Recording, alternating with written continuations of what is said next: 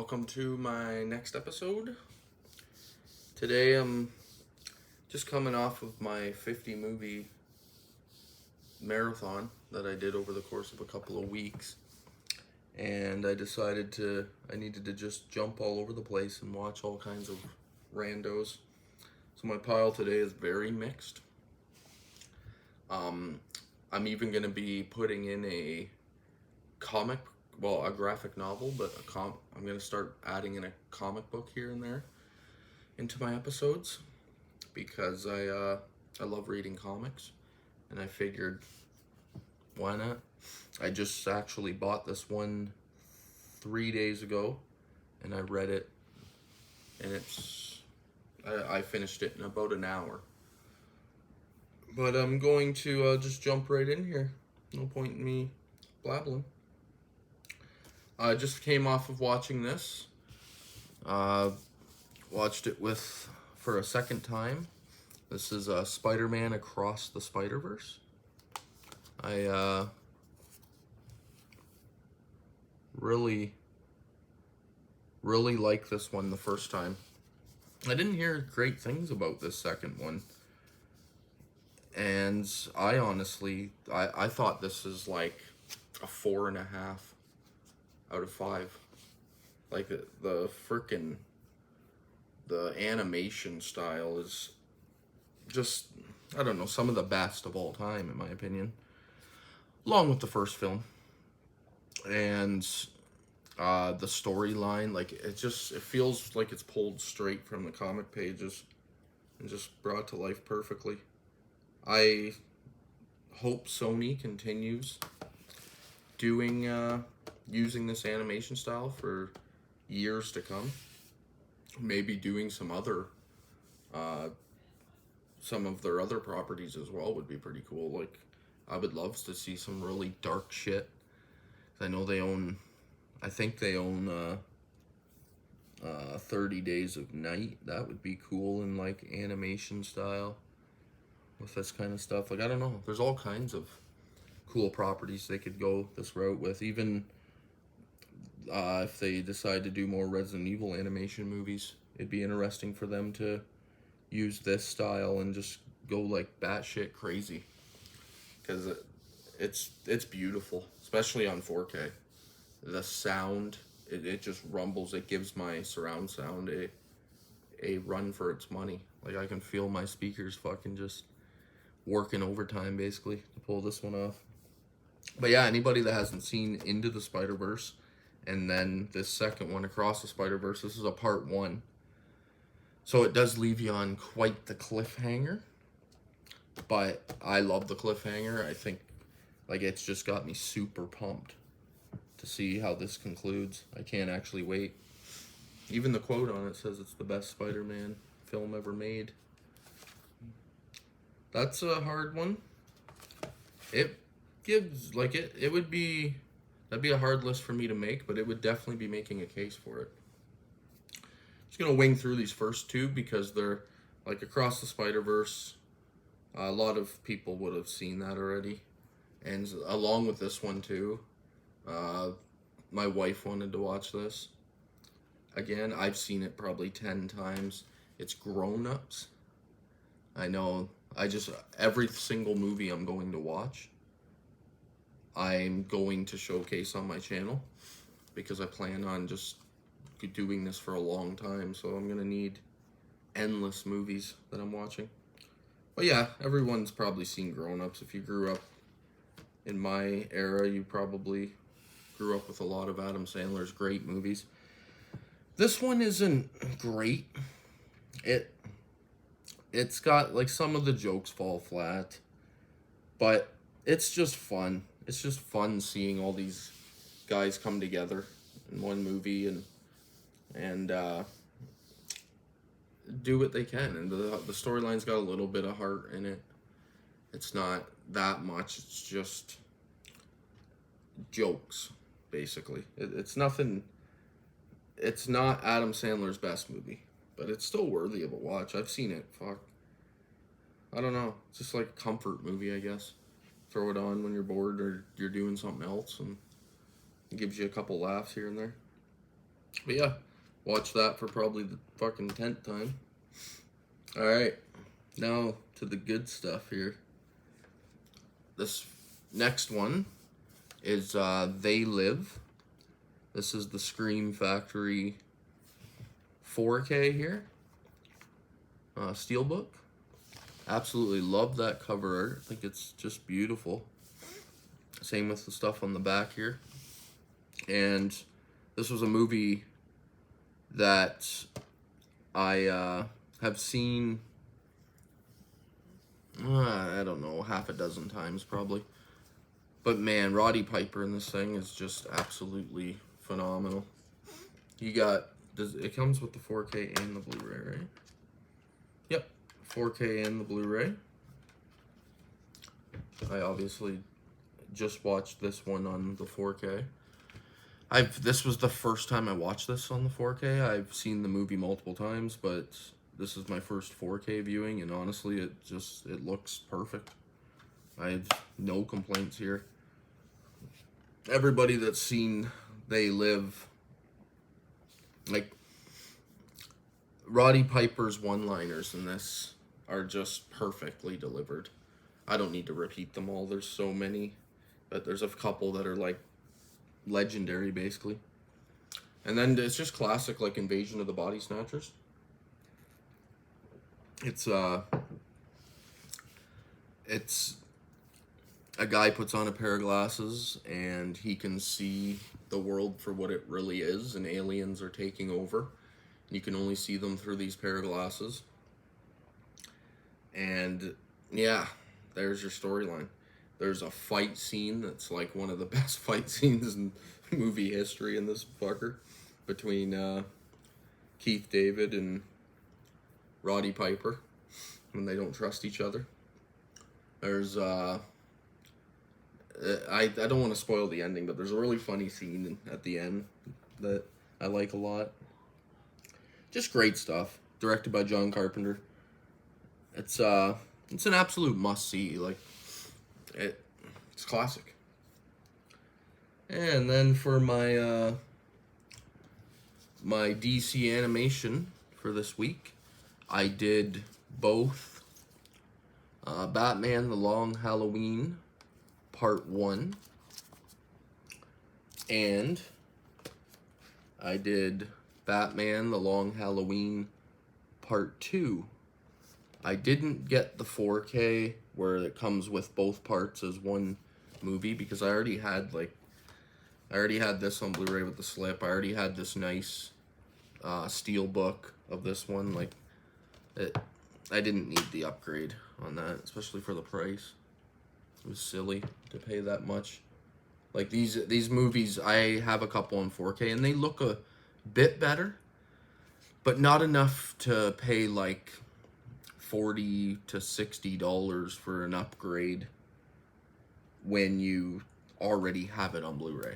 If you didn't have it at all, then yeah, obviously grab the 4K. But if you already have them on Blu-ray, that's good enough. Like, they look great and sound great. But yeah, Batman: The Long Halloween. Can I say about this? Like, if you've read the comic, it's the comic brought to life. That's one of their most popular comics from the history of Batman, actually. And it's solid. This one is just great storytelling. Lots of dramatic moments. Villains galore, which I always love. I love me some good villains. Each movie has its own, like, Part 1 and Part 2 both have their own, like, stable of villains in it that make appearances. Yeah, I don't want to reveal a whole lot, because I know Brendan from Our Life in Horror is getting into these now, and I don't want to ruin the storyline, because I know he watches my episodes, so I don't want to ruin the storyline on these too much. So I'll just keep them simple. Like, these both are definite watchers as well. They're not skippable. These are two absolute, just top of the line. Best you can get. If you want to borrow them off me, hit me up. Next up here, we got Hard Target. Now, I love me some classic Jean-Claude Van Damme. I have a good portion of his catalog, but I don't have everything. I would like to finish off my JCVD collection. But this one, honestly, this has got some fucking just awesome moments in it. It could almost be considered a horror movie if it's a group of guys, okay? They're just shitty humans, and they hunt and kill homeless people, and just for sport, basically. It's led by Lance Henriksen, a horror icon. He's the main bad guy. It's also got the guy, I don't know his name, it's the guy from that plays the Mummy in the Brendan Fraser Mummy movies. He's the guy that plays the Mummy. He's Lance Henriksen's second in command. Jean-Claude Van Damme is trying to help a girl find her father, but her father was killed by these guys. So they basically just get sucked into the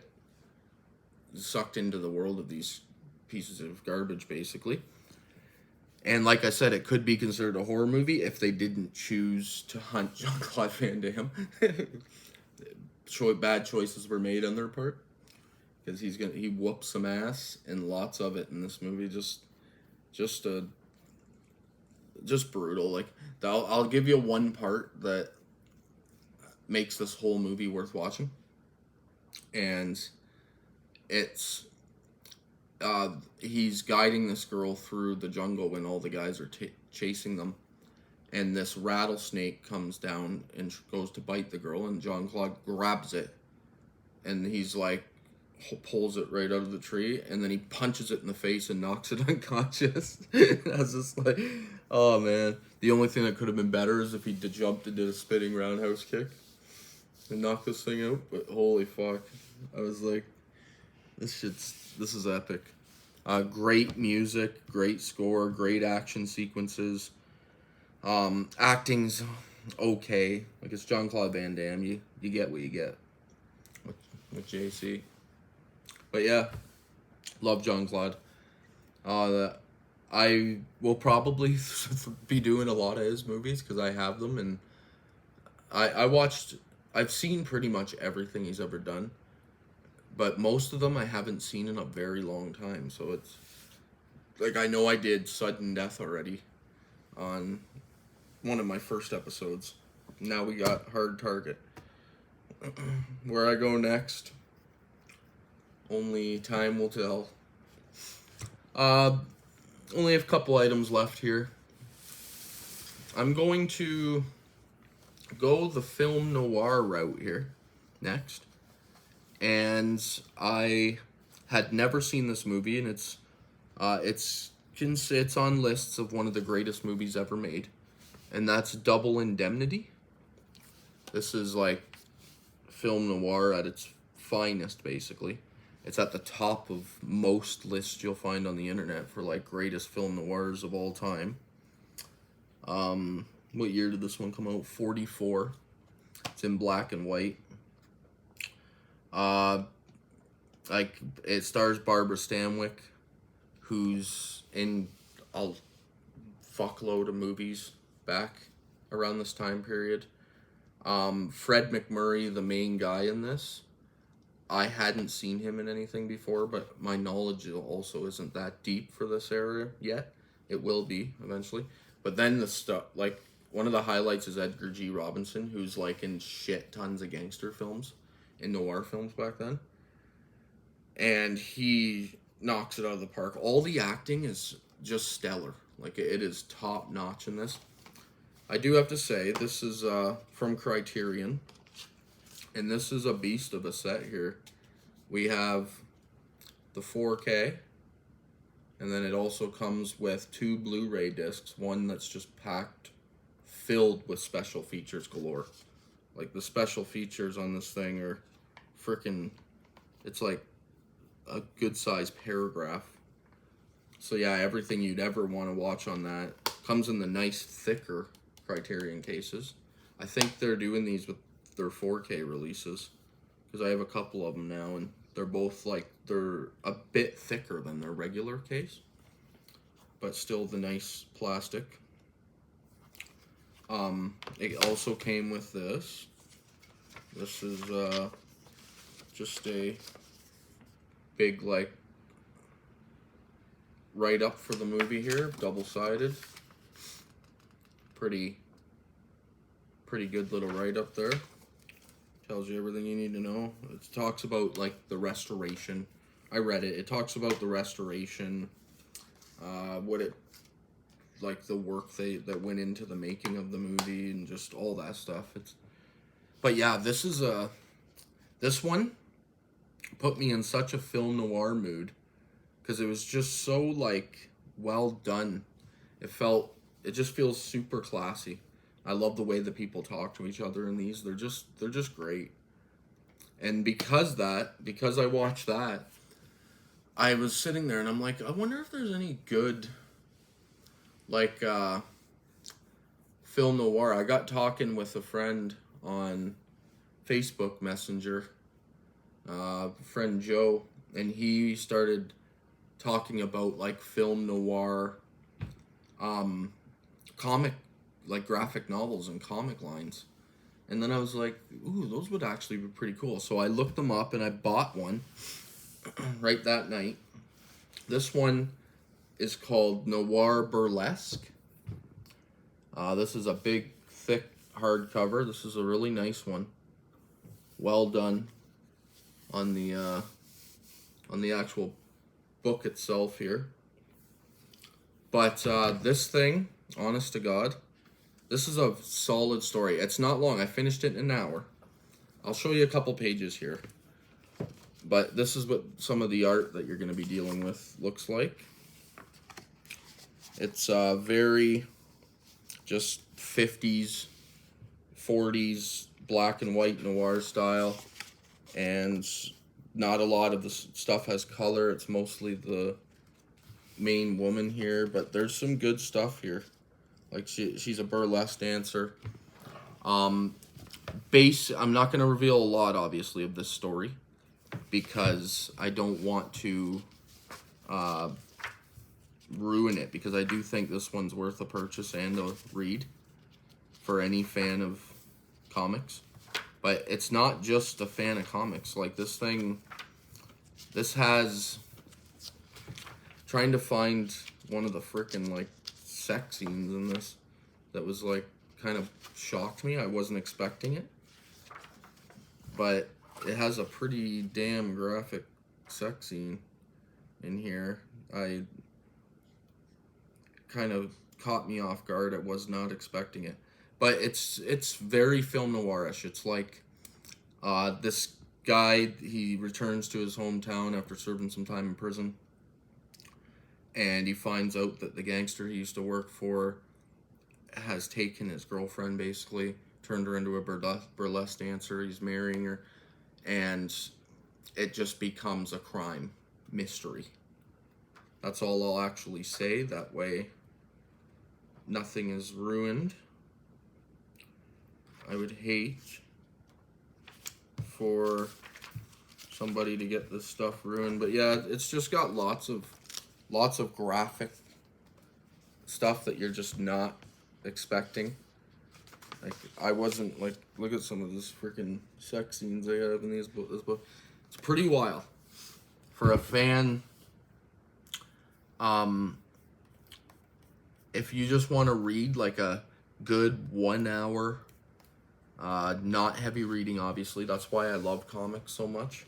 I'm not, like, I do read books, but I prefer comics because first off, I love the artwork. I just love the amount of art that goes into these, like most comics.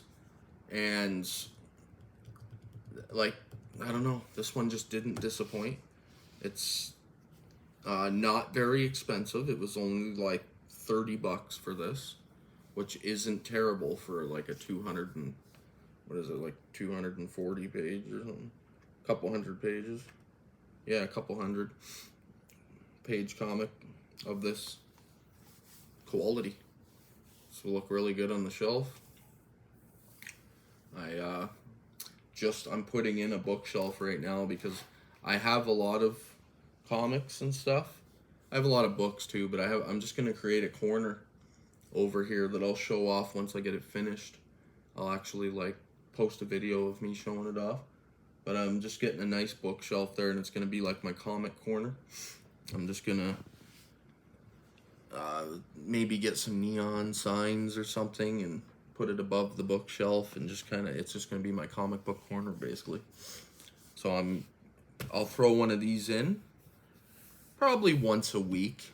Like I don't read a ton because most of my time goes to movie watching, but I'll probably throw one in a week, a recommendation from me of one that you should definitely give a check out to.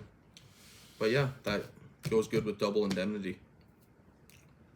And then my final piece for this episode, this is a 6-film collection. This is Vincent Price's collection, Volume 1 from Scream Factory. This is absolute classic stuff here. What can I say? Like, first I'll say this collection as an overall, I would give it like a 5 because of like all 6 of these movies are top notch Vincent Price classics. Most of which are based on Edgar Allan Poe stories. Like the first film, I'll do them in order actually, after I show you what it came with. So it comes with a little booklet. Nothing much here, it's just poster arts for each of the films. Not a whole lot other than just poster arts for each of the films involved. Comes with the slipcover. Comes with just all the discs. You get 2 movies per disc on the first 2 discs, and then the last 2 discs have their own movie on it. So 4 discs, 6 movies. But the picture is top notch. Like the quality, the restorations are awesome on these. Totally worth it. If you can hear that rain, I'm sorry. It is like a freaking, just a thunder, lightning storm going on right now. It's just after midnight here, and we're getting fucking pounded. But yeah, so I'll go through the films. Tell you, I'll go from my least favorite to my favorite in the set. So the one that I would say is my least favorite would be Witchfinder General. This one almost feels like it's based on like a true story, sort of like when Vincent Price plays a witchfinder who goes around the countryside and finds witches and burns them at the stake, and really brutal shit here. Lots of women being burnt alive, and they're not very good themselves. Like, they're whoring and doing things that are anti-Christian, but yet killing everybody. Like, it's just showing you how brutal this time period was. And Vincent Price does an awesome job as this guy. He's just a creep. But yeah, good stuff here. It's set in the timeline of witch burning. And yeah, that would be my number 6 place on this. My number 5, I didn't actually do these. I'm ranking them right now as I speak. And that one would probably be like a 3 for me. 3 out of 5. The next one that I would rate here is the Fall of the House of Usher. That would be my next least favorite, so that'd be my 5th place here. Still top-notch shit, though. Like, this one's probably a 3 as well, to 3.5. It's just the classic Edgar Allan Poe, Fall of the House of Usher. It's been done, like, I've seen it in like 4 or 5 different movies, TV show by Flanagan. But yeah, it's just classic stuff.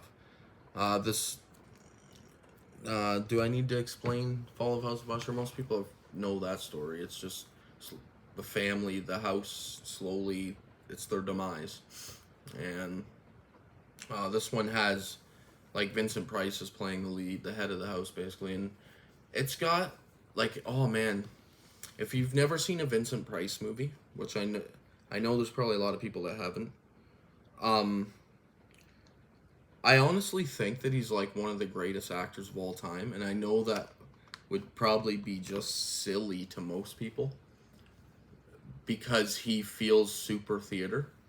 Like he feels like he's stage acting, but his voice and the look, his facial expressions, and just the way he delivers lines, he's a horror legend for a reason. He's he's pretty amazing. I actually love him. And what really pisses me off about this set is number 2 is out of print and very fucking hard to get your hands on. And if you do, you're going to be paying an arm and a leg. So I'm hoping that somebody else or Scream Factory themselves put all those movies out again, because that it's just bullshit. Because I have one. I think I have volume 3. Not 100% positive. I think I have it, but yeah, this is the masterpiece one here anyway. So yeah, Fall of the House of Usher. That's my number 5. My number 4 on here would have to be. I would go with the Abominable Dr. Phibes. Just because of, like, oh, they're all so good. It's hard to like rank them. I'm not gonna rank them. It's too hard to do because I like all 6 of these movies are almost equally good. Like they're all just solid shit here. Abominable Dr. Phibes. What can I say about that? This one, oh sorry. So the first one came out in '68. Witchfinder General. Fall of the House of Usher came out in 1960. But the Abominable Dr. Phibes came out in '71. What can I say about Phibes without ruining the story? It's. I'm not even going to say anything about that. I don't want to ruin anything. It's really hard because a lot of these movies have little twists and turns. The final 3 here, we'll go with The Pit and the Pendulum. A lot of people have seen Pit and the Pendulum. That was probably one of the big ones. They're all big ones, but that's probably one of the biggest ones. And if you haven't, you've definitely seen the guy strapped to a table with the giant fucking blade swinging back and forth, slowly coming down to you. That's from Pit and the Pendulum. But yeah, this one, Pit and the Pendulum's got a great storyline. It's I'll give you a little bit on this one. It's a guy. It's hard. Like, it's the guy inherits this castle, and it's got twists and turns with the wife cheating and stuff like that. Like it's just really solid shit. His wife's cheating on him, and his great grandfather, his wife was cheating on him. He slowly starts to do that. So just dungeon stuff here, torture dungeon. I don't want to give away a lot of the story for first time viewers. But next up, I have The Mask of the Red Death. I think that one's probably the most famous. Like, I've seen that one on a lot of lists before for movies that are considered like some of the all-time greatest movies. Mask of the Red Death. This one is like a bunch of there's a plague happening. They're calling it the Red Death. and a bunch of like all the rich people in the area are all get Vincent Price is gathering them together in his castle, and he's gonna keep them safe from the plague and everything. And then weird, crazy shit starts happening within the place. I don't want to tell you. I was gonna say something, but then it was like, no, that's a story ruiner. That's the basic of the story, is that they're trying to survive through a world-ending plague, and Vincent Price has something else up his sleeve. We'll just keep it at that. Well, another reason why he's inviting them all there. That one's 1964. Pit and the Pendulum was 61. Mask of the Red Death also includes an extended cut, but it only adds 1 minute. So it's like one scene added. I was like, okay, sure, whatever. And then the final one here on this disc, or on this set, is called The Haunted Palace. And I actually think this one's possibly my favorite. It's so hard to pick a fave. But I just really was intrigued by the story and what was happening on this one. And Vincent Price's acting was extra, like, just over the top, I guess is what you could say, for his style of acting. I hate saying that because a lot of people take it as bad, and I don't think it is. Like, if it was so bad, then why wouldn't more people do it? Like, it's very unique to only a couple actors throughout time. Nicolas Cage is another one that overacts big time. But Vincent Price's facial expressions and just the way he delivers lines to me is absolute gold. Anyone that hasn't seen any of these movies, this honestly is probably the best way you could watch them at this point. It's probably their best releases that I know of. Great set. You get them all for a reasonable price. And there's 3 pieces to this. Just know that if you're a collector like me, you might not be able to get your hands on the second one without paying an absolute premium. But this one and Volume 3 are both like widely available. I think they're Amazon has them. Pretty much everywhere sells them. But that number 2 is sold out everywhere. And here's the thing, I don't care because it comes with a couple movies on it that I own in other formats. But it does bother me when I have Volume 1 and then Volume 3 of a set of a series or a set or something. Bugs me a bit as a collector. But I might get my hands on it eventually, who knows. If I see somebody selling it for a reasonable price I would be willing to pay, I'll definitely grab it. But yeah, overall, this is a pretty solid episode again for quality of the movies. Like, obviously I got this book. So we got this Burlesque Noir.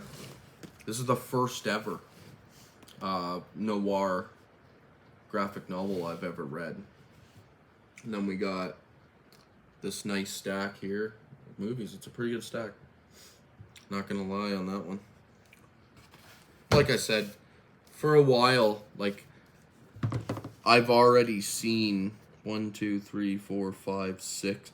6 of these 6 I had already seen before there. So they're second, third, even like fucking 6-time watches on some of them.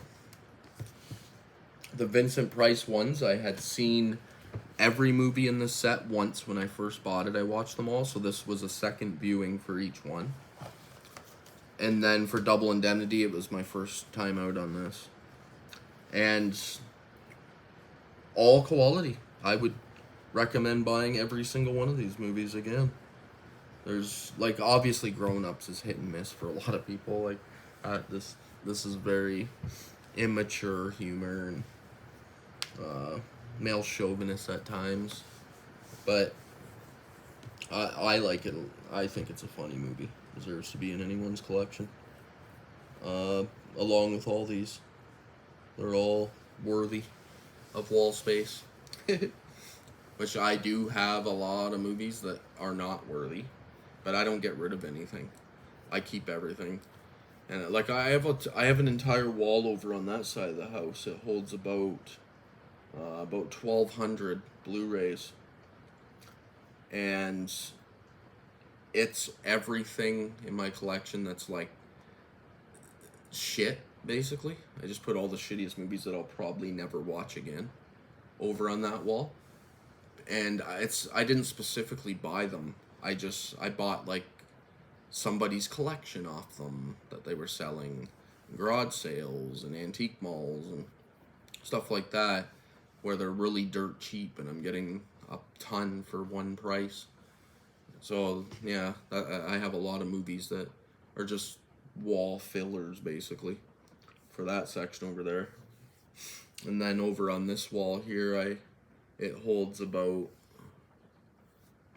I want to say 3, 6, 9, 12, 15, probably about 2,200, maybe 2,500 on that wall of Blu-ray and 4K.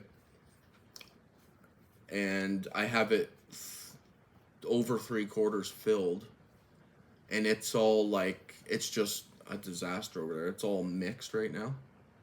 It's just everything that I would probably consider second rate. Like, and then I have all my top stuff behind me. And even some of the stuff that is behind me isn't top stuff because I haven't seen a lot of it yet. So, like, a lot of the boutique label stuff, I've never seen the movie before. I bought it because it's a boutique label and I want to give them a try and see if they're good. And the boutique labels put out a lot of movies that are more obscure, so I'm just going to keep doing those. Every week I have multiple boutique label movies in here. This week I have They Live, Vincent Price Collection, and Double Indemnity. Those are all, that's Criterion and 2 Screen Factors. This week, or my next episode, I keep saying week all the time. I don't know why I do that. I'm still trying to get used to this, like, talking to yourself thing, basically. But, yeah, my next episode, I'll probably have a couple Kino Lorbers in there. Probably knock off another Vinegar Syndrome, because I have a bunch of those I haven't seen, and those are just very obscure movies. But yeah, thanks again for joining me. I'll talk to you again in a couple days with my next bundle. Thank you.